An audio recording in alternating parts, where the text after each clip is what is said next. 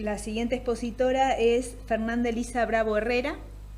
investigadora del CONICET y miembro del Instituto de Literatura Argentina Ricardo Rojas, dependiente de la Universidad de Buenos Aires. Su trabajo se titula Las vías del heroísmo y de la memoria, representaciones de la guerra y de la inmigración en el laúd y la guerra, de Martina Gusberti. Tenés la palabra, Fernanda. Buenos días a todos. Agradezco a las organizadoras de este simposio, que es sumamente interesante y que en este día nos está convocando.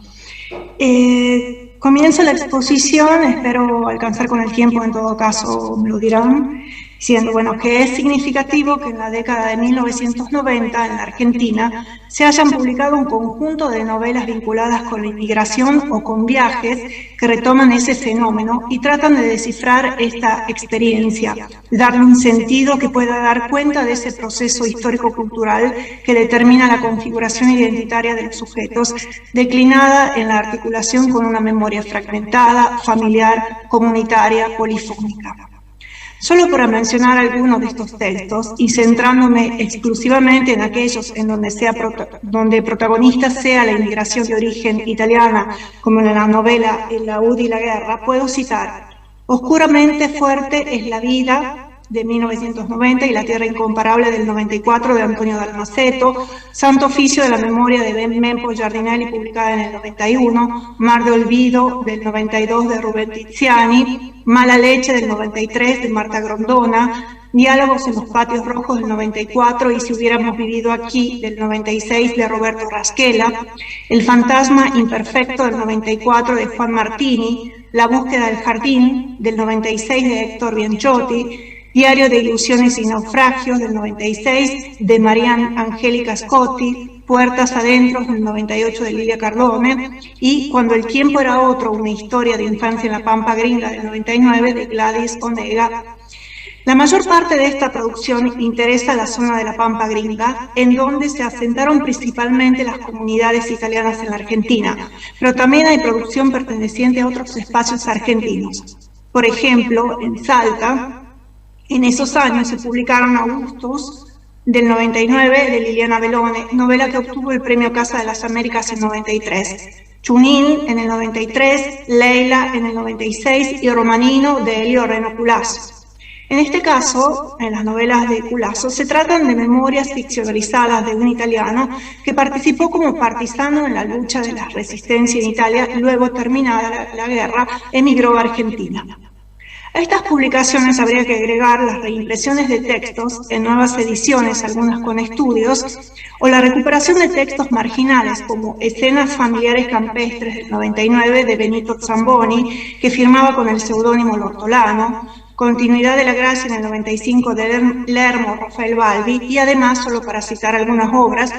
de Gastón Gori, La muerte de Antonini, del 92, y El desierto tiene dueño, del 99, de Gastón Gori. Cabe preguntarse cuáles fueron las causas y las condiciones que determinaron esta emergencia de la escritura de un tema que aparentemente estaba cerrado históricamente, en cuanto el flujo inmigratorio ya había cesado décadas antes y las diferentes generaciones vinculadas con la inmigración ya habían concluido su proceso de adaptación e integración a la Argentina. Podría hipotizarse que el trauma de la dictadura, de la guerra de las Malvinas, el reciente regreso a la democracia con sus debilidades, las varias crisis económicas, la presión del neoliberalismo durante el gobierno de Menem, fueron algunos de los factores sociohistóricos y políticos que pueden haber confluido en esta revisión del pasado. Es necesario, sin embargo, considerar que el proceso migratorio no concluye con los desplazamientos demográficos, en cuanto se trata principalmente de un fenómeno cultural que implica un desplazamiento cultural inter e intrageneracional, tensionado por varios factores y elementos, bifronte y poliédrico a la vez, por lo que la recuperación de las historias de la inmigración no serían solamente una respuesta a estímulos políticos propios del contexto social de producción, sino que serían parte de una dinámica identitaria y cultural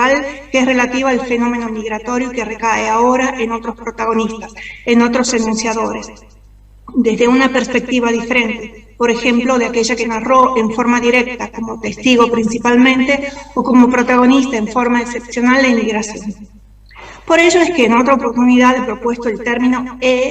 entre paréntesis, inmigración, para designar el fenómeno en su complejidad tensionada, considerándolo en su desplazamiento emigratorio y migratorio, es decir, con los puntos de vista del país de origen y del de destino. De esta forma, se procura acentuar con este término, incluso en la grafía, una tensión que puede pasar desapercibida o neutralizarse con el término migración, designar realidades que se parcializan con los términos emigración e inmigración y reunir las múltiples miradas que participan en el fenómeno migratorio en los diferentes espacios socioculturales.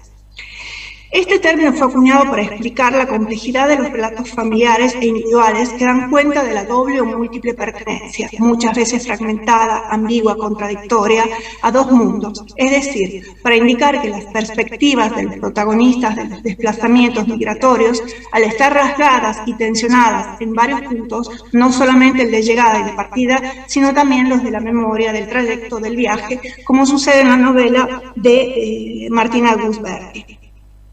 En este corpus, El laúd y la guerra de Martina Gusberti, traducido al italiano por Ilaria Magnani, publicado por la Asociazione Dante Alighieri de Buenos Aires en 1998, junto a las novelas de Elio Romano Culazo, son significativas y singulares, pues, además de las cuestiones vinculadas con la inmigración, la guerra constituye un punto de inflexión tanto en lo discursivo como en la conformación de la memoria, al tal punto de definir la escritura a partir de la misma. En el caso de Gusberti, es la Prima Guerra Mundial en la cual el padre de la autora, Luigi Omobono Gusberti, participó como soldado en el segundo batallón del 65º Regimiento de Infantería del Ejército Italiano. Es importante señalar, por otra parte, que es abundante la producción italiana vinculada con la Primera Guerra Mundial, especialmente aquella publicada en el centenario de su finalización en 1918 y en los años posteriores. En el cine también ha sido recuperado este tema, por ejemplo, en la película de Ermanno Olmi, Torneranno i Prati, de 2014, así como en numerosos documentales como los del Corriere della Sera, con el asesoramiento histórico de Antonio Givelli y Mario Isnendi, y la participación de otros historiadores como Bruna Bianchi, Giovanni De Luna, Emilio Gentile, Alberto Meloni, Giovanna Sabatucci y Lucio Villari, entre otros. En el ámbito literario, merecen un resalto aquellos en los cuales la emigración está inscripta como contrapunto al conflicto bélico, signando otro conflicto, como la guerra de Giovanni, l'Italia al fronte 1915-1918, de Eduardo Pitalis, publicado en 2006 y con una tercera reimpresión en 2015, novela en la cual es protagonista un emigrante que regresa a Italia para combatir por Italia. Está también la historia que relata Emilio Francina en La storia quasi vera del milite ignoto, raccontata como una autobiografía, publicada en 2014, que trata la experiencia de la emigración de regreso y la participación en la guerra de un hijo de italianos emigrados a Brasil, que decide honrar con las armas una patria que siente como propia, aunque no la conoce y no ha nacido en ella. Esta historia se entrecruza con la del milite ignoto, la del soldado ignoto, cuya crónica principal ha sido escrita por Augusto Tognazzo, publicado en 1922, en ocasión de la ceremonia rito de recuperación de los restos del soldado que redescansan en el altar de la patria y que representa a todos los soldados caídos en la guerra, sepultos sin nombre, transformado en uno de los símbolos de la nación italiana, articulado con los del Risorgimento, estudiados por Alberto Mario Banti en Sublime Madre Nostra, la nazione italiana del Risorgimento al fascismo del 2011. Es importante recordar que con la Primera Guerra, Italia pudo incorporar los territorios que habían quedado pendientes durante la unificación, es decir, Istria, Dalmacia y Trentino, y que formaban parte del territorio asignado por el irredentismo. Si bien esto había significado una victoria que cerraba el mito de unificación italiana con la incorporación de este territorio, el conflicto fue muy traumático por sus dimensiones, a punto de visualizarse como una hecatombe en la cual, como reporta Barbara Bracco en La patria ferita, i corpi dei soldati italiani nella Grande Guerra, la percepción fue por su crueldad y la magnitud de los caídos, desaparecidos, lisiados, enloquecidos, como un apocalipsis apocalipsis de la modernidad que se inscribió no solo en las representaciones historiográficas, sino también en el imaginario popular. Solo para dar unos datos que permitan comprender la dimensión de las pérdidas, siguiendo los datos reportados en el volumen del Ministerio de la Guerra, es decir, datos oficiales, hubo 650.000 caídos, de los cuales 500.000 en el frente, 100.000 por enfermedad, 100.000 como prisioneros y 50.000 concluida la guerra a causa de las heridas provocadas durante los enfrentamientos. A estos números habría que agregar los viciados, los que enloquecieron, los que decidieron emigrar, los que quedaron heridos por el conflicto. El laúd y la guerra de Martín August Berti, como ya se ha señalado, recoge esta doble dimensión narrativa, por lo que las configuraciones identitarias y las representaciones se articulan entre estos dos fenómenos definitorios, es decir, la guerra y la inmigración, articulados a su vez por el viaje y regreso a la memoria. La narración se tensiona entre la Primera Guerra Mundial, el espacio de la trinchera, y el viaje de regreso a Italia tras la experiencia de la inmigración. El discurso se conforma también a partir de estas dos estratificaciones que conforman un contrapunto, tanto de voces como espacios sujetos. María Florencia Buret, en su artículo En torno a la experiencia del Nostos, los regresos de Antonio de Almaceto y de Martín August Berti a la tierra natal, publicado en la revista Ex Libris del 2022, propone el neologismo de amnesia, es decir, el concepto de amnesia parental como categoría para abordar textos en los cuales opera la recuperación de la memoria intrafamiliar, como es en el caso de gran parte del corpus vinculado con la inmigración producido en las últimas décadas. Es pues una constante de esta escritura la inscripción de la memoria que se configura a más voces como en un mosaico o usando una imagen de María Florencia Burnet como una constelación. Es interesante aquí retomar para las observaciones de Mark Bloch sobre sus recuerdos de la guerra relativos a 1914-1915 y sus reflexiones de 1921, quien señaló la fragilidad de la memoria en su relación con las falsas noticias, reflexionando sobre las características de las producciones testimoniales. Es interesante señalar esto, atendiendo la documentación paratextual que se incorpora en el laúd y la guerra, que comprende fotografías, reproducciones de documentos oficiales, transcripciones epistolares, bibliografía dedicada a la historia de Italia, especialmente de la Primera Guerra Mundial y a lo lingüístico en su forma dialectal, y que operan como contrapunto en un texto en el que se entrecruzan discursivamente lo testimonial, recogido en tercera persona, lo biográfico, lo autobiográfico, la ficcionalización inevitable que requiere la organización de este material y que se visualiza en la disposición del mismo, en los capítulos, en la grafía, en los diálogos, en las descripciones, en las imágenes, y cuya dimensión está señalada en el subtítulo que hace referencia a su inscripción genérica, es decir, novela. El regreso a la tierra de origen resulta un movimiento de recuperación tangible de una memoria, por lo que el viaje que realizan padre e hija se conforma como una experiencia hermenéutica y al mismo tiempo como una, y cito, catarsis liberadora para el padre, que le permite liberarse de fantasmas viendo que de aquel espacio han desaparecido las ruinas y se ha construido, incluso no obstante la Segunda Guerra. Para la hija, en cambio, y cito, el viaje resulta, y cito, enmienda de una injusta incomprensión. Fin de cita. Al entender finalmente cómo la guerra y su memoria alcanzan una dimensión ética comunitaria. El inmigrante resulta entonces un sobreviviente a dos pérdidas, una la vinculada con la guerra y la otra con el desplazamiento hacia otro país. Son dos formas de violencia que, sin embargo, encuentran en el protagonista una resolución compleja de resistencia, sea por la posición antibelicista, sea por la dimensión artística a través de la música. Se construye entonces un contramito, o si se prefiere, se estratifica el mito del buen soldado que se había construido, como explica Mario Isnelli en El mito de la Grande Guerra, publicado en 1989. Es decir, el buen ciudadano era ese soldado desconocido que había sido un campesino no interventista, que había cumplido su deber sacrificándose por la patria más que los otros, soportando más que los demás, obedeciendo hasta las últimas consecuencias más que los otros. En la novela de Francina, ya mencionada, por otra parte, el soldado desconocido revela ser el hijo de emigrantes que regresó a Italia, en nombre de sus padres, para combatir por una patria que no conocía. Aquí el sacrificio asume una dimensión aún mayor, respondiendo a una hipnosis colectiva en la cual el sentido comunitario del sacrificio asume un alto significado, como señala Eric Lick en, bueno, tengo esta traduzione, Terra di Nessuno, esperienza bellica, identità personale nella Prima Guerra Mondiale, publicada en su edición original en inglés en 1979.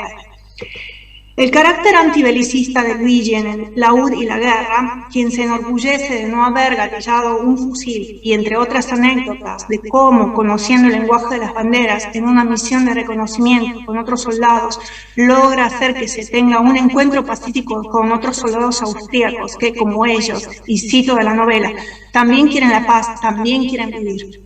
Parece entonces reformular y resignificar los valores negativos que se habían asignado durante la guerra a quienes sostenían el antibelicismo, como por ejemplo figura en este libro de memorias de Attilio Festura, Diario de un imboscato, publicado originalmente en 1919.